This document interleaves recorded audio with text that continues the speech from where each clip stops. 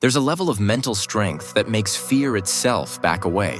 And today, you'll discover how to reach it. Have you ever met someone who doesn't flinch? Who walks into chaos with the same calmness most people reserve for a Sunday morning coffee? While everyone else is falling apart under pressure, this person breathes slower. While everyone else breaks down, they remain still. And people whisper, "That's not normal." But what if it could be? There exists an ancient discipline created by monks who trained their minds to stay calm even while facing death. They didn't chase motivation. They trained elimination, removing every mental weakness that made ordinary people collapse. Their entire purpose was to forge a mind that cannot be broken no matter the storm. The method they used was simple, brutal, and terrifyingly effective. It's been kept alive in temples for centuries, but very few people outside ever learned what it really means. Because it's not about controlling your thoughts, it's about destroying the part of you that can be controlled. And once you understand this system, you'll realize fear was never the enemy. It was the training ground. But before we begin, if you find these videos helpful, please subscribe to the channel and turn on the notifications. It helps a lot, and it tells me that you're genuinely interested in mastering yourself. Also, share your thoughts in the comments below. What part of your mind do you want to make unbreakable? Let's begin. Daniel Reed was 32, a man who lived inside his head more than he lived in the world. On paper, his life looked fine. Stable job, decent apartment, predictable routine. But inside, everything was noise. Every morning began the same way. Alarm, hesitation, negotiation. His mind whispered reasons to delay, excuses that sounded logical but were really fear in disguise. By the time he left for work, he was already exhausted. He wasn't lazy, he was trapped in a loop of thought and hesitation that stripped every ounce of momentum before it began. His body obeyed habit, but his mind refused to obey him. No amount of motivation videos or productivity hacks could silence the storm. Daniel didn't lack knowledge. He lacked control. At night, he often sat staring at the glow of his computer screen, searching for something he couldn't name. One evening, half out of boredom, he clicked on a documentary about Shaolin monks. They stood perfectly still under waterfalls. They trained in silence. Their faces showed no emotion, even as pain carved through their muscles. Something about their presence pulled him in. They weren't forcing calm. They were calm. Then the narrator said a line that cut through him like glass. They do not control the mind. They remove the part that can be controlled. Daniel replayed it again and again, trying to understand. Remove the part that can be controlled.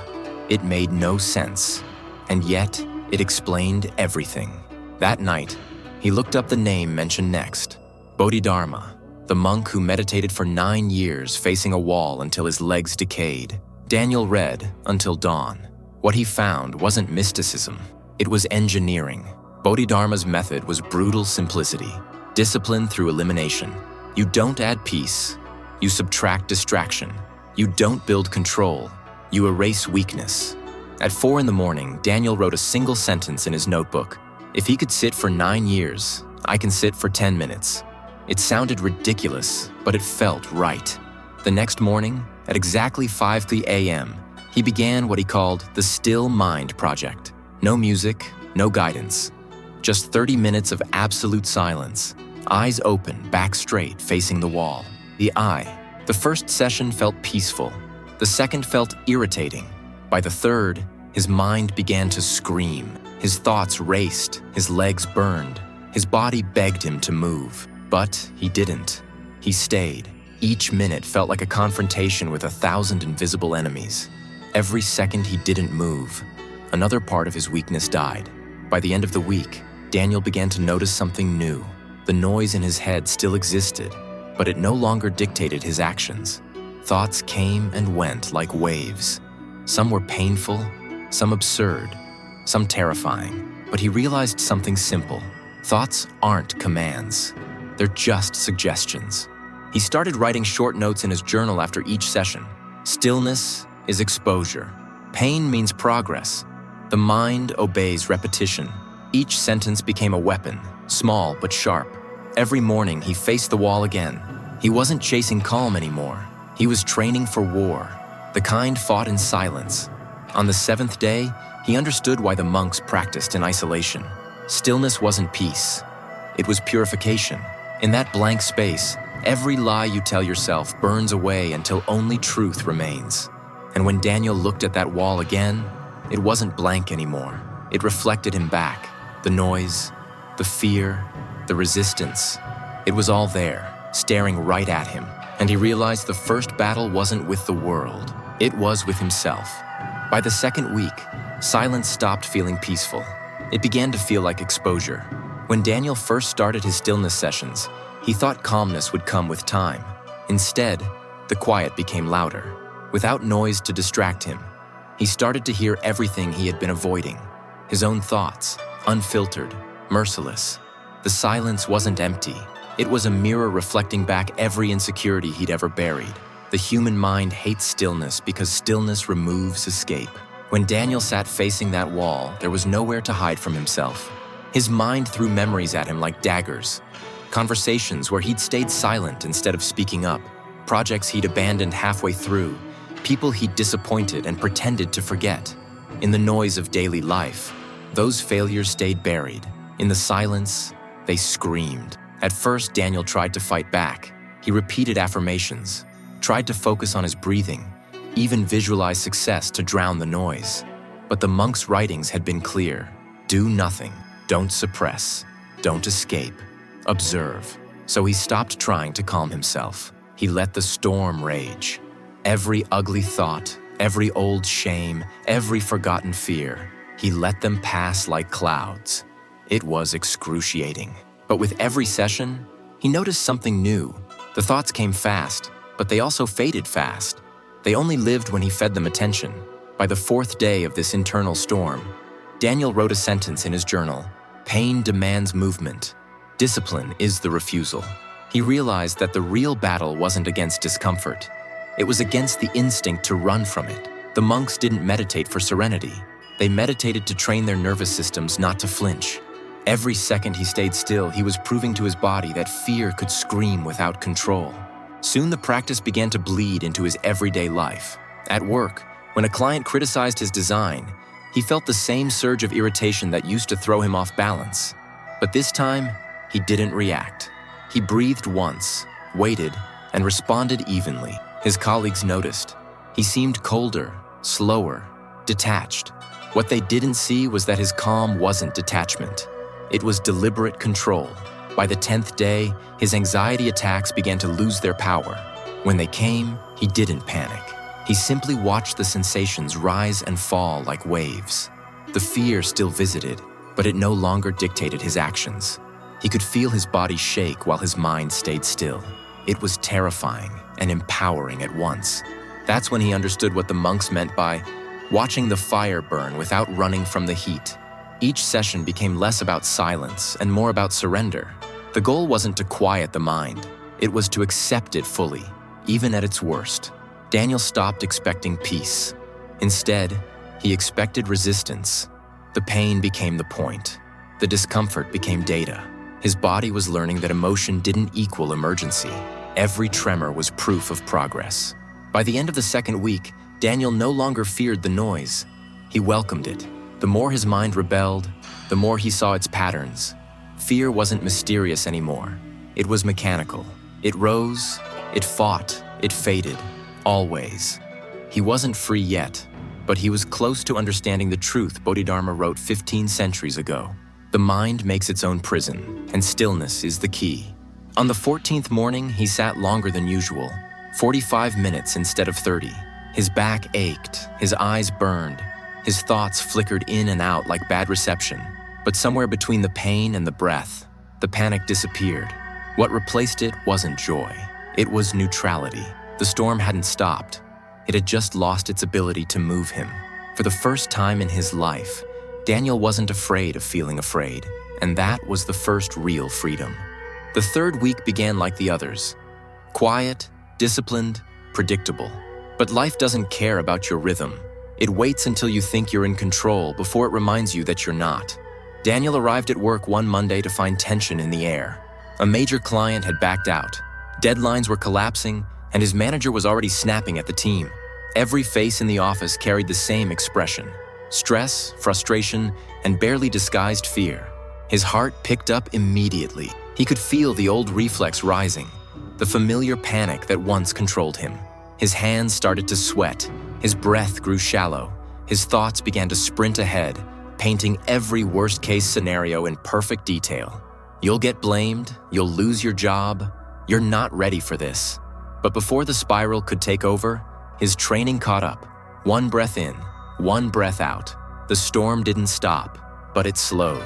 He sat down at his desk, opened his files, and worked in silence.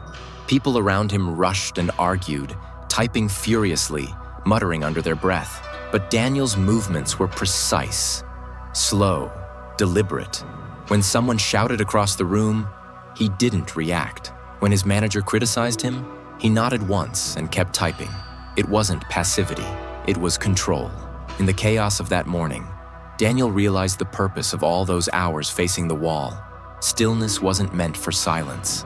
It was meant for moments like this, for noise, pressure, and panic. The monks didn't train in peace. They trained so peace would exist wherever they went. What he had practiced in solitude was now being tested in the wild, and for the first time, the outside world felt slower than his mind. By noon, most of the team was unraveling. Mistakes piled up, tempers snapped. One coworker even walked out. Daniel didn't flinch. He didn't force calmness. He simply refused to feed the fear. The same instinct that once drove him to overthink was now redirected into precision. He fixed problems, wrote reports, stayed quiet. And strangely, he began to notice something. When you stop reacting, people start listening. His manager pulled him aside that afternoon. "You've been unusually composed today," he said. "What's your secret?" Daniel hesitated for a moment before answering. "No secret," he said. "Just practice." The manager nodded but didn't understand. That was fine. The point wasn't to be admired. The point was to remain unshaken. That night, Daniel didn't feel relief. He felt confirmation. Every meditation, every minute of discomfort, every moment he sat through fear, it all led here. He saw now that the monks weren't philosophers. They were warriors of attention. Their battlefield was the mind. Their weapon was awareness. And he was finally learning to wield it. The next few days tested him again and again. Power outages, deadlines, angry clients, sleepless nights. Each challenge felt like an ambush, and each time, Daniel met it the same way, with stillness. It wasn't that he didn't feel emotion. He felt everything. He just stopped letting emotion decide what happened next. That was the true difference between reaction and response. By Friday, his body was tired, but his mind was clear. The week had burned away the illusion that control meant calm. Control meant constancy. The monks were right. Discipline doesn't prevent storms. It teaches you to stand in them without drowning. He walked home that evening without music, without distractions, feeling the hum of the city fade into rhythm with his breath. When he reached his apartment, he sat in front of the wall again. This time, he didn't meditate to escape. He meditated to honor the fight. He finally understood what his stillness was for. Not silence, not comfort, but readiness. The kind that makes you unbreakable no matter where the noise comes from. After that week, Daniel realized that stillness alone wasn't enough. Control wasn't a feeling, it was a system. The monks didn't just meditate, they lived by rhythm. Every breath, every movement, every thought had a structure. He understood now that discipline isn't about intensity. It's about repetition, done so many times that choice disappears. Freedom, they said, comes only after obedience. So he built his own ritual. Every morning, the same time, 5 a.m., no negotiations. The alarm was no longer a question. It was an order. He woke, sat, and faced the wall for 30 minutes of silence. Then 10 push-ups, then a cold shower, then 20 minutes of focused reading before sunrise. He called it his morning forge. It wasn't glamorous. It was mechanical, even harsh. But that was the point. He was teaching his body and mind to move without permission. The first week was ugly. The fatigue hit like gravity. His thoughts fought back, whispering every excuse they could find. You deserve rest. You've earned a break. What's one day off? But Daniel had stopped negotiating. Every time the voice spoke, he acted faster. The decision was already made the night before. The alarm didn't ask, it commanded. And as his obedience grew, the inner noise began to weaken. By the 10th day, he noticed a strange shift. He no longer needed motivation to start. The resistance was still there, but smaller, slower. The body began to anticipate the ritual before the mind. He started waking up 2 minutes before the alarm. The system had replaced willpower. What used to take effort now took instinct. The discipline was no longer something he did. It was something he had become. At work, everything began to align. He didn't rush anymore. He didn't multitask. His movements became precise, deliberate, efficient. Colleagues thought he'd changed personalities. In truth, he'd simply eliminated randomness. He'd learned what the monks knew centuries ago. The time is not something you manage. It's something you discipline. The clock no longer ruled him. His schedule was his scripture. But with consistency came resistance from others. Friends began to tease him. You're obsessed. You're overdoing it. You're not living anymore. They didn't understand that obsession and mastery look identical from the outside. People who live without structure call discipline an addiction. Daniel didn't argue. He just kept moving. Their judgment became proof that he was on the right path. The routine expanded naturally. He stopped checking his phone before noon. He stopped eating after sunset. He started finishing tasks the moment they appeared instead of stacking them for later. Each small act of order replaced a lifetime of hesitation. He was pruning chaos out of his existence, one decision at a time. The more he removed, the lighter his mind became. He began to write rules for himself on sticky notes and place them around the apartment. No negotiation. Act fast. Silence first. The walls turned into reminders that he was building something permanent. Some mornings, he looked at them and smiled. He realized he wasn't chasing results anymore. He was protecting the process. The ritual itself had become sacred. By the end of the month, Daniel no longer needed to remind himself why he started. The system carried him. He didn't seek motivation. He sought precision. His routine wasn't about control anymore. It was about identity. The monks were right. True mastery begins when effort disappears. What used to feel like discipline now felt like breathing. But mastery carries its own danger. When control becomes effortless, pride begins to whisper. And pride, Daniel would soon learn, is just another form of weakness. The final test wasn't about how long he could maintain control. It was about whether he could let go of it completely. Mastery crept in quietly. Daniel noticed it not in big victories, but in the absences. The argument he didn't start, the spiral he didn't feed, the rush he didn't obey. Control no longer felt like effort. It felt like gravity. He could sense tension arriving in his body the way a sailor senses weather. And when it came, he didn't resist it. He let it pass through, leaving no mark. That ease brought a new danger. Pride, praise at work, momentum at home. The satisfying rhythm of a life finally under command. It all began to glow. Pride wears many faces.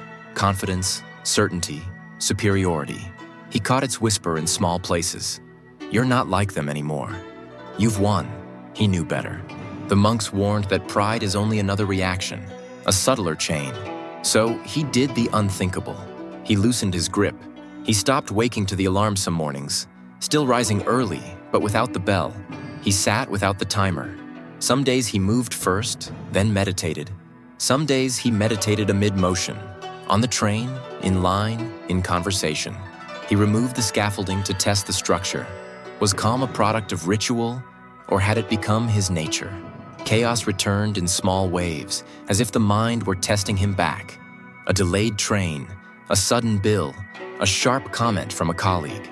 The old reflexes flickered but didn't ignite. He breathed and answered. No theatrics, no posture. The stillness he had trained in silence began to appear spontaneously inside noise. It wasn't something he summoned. It arrived on its own. He noticed compassion growing where impatience used to live. When others panicked, he didn't feel superior. He felt steady and useful.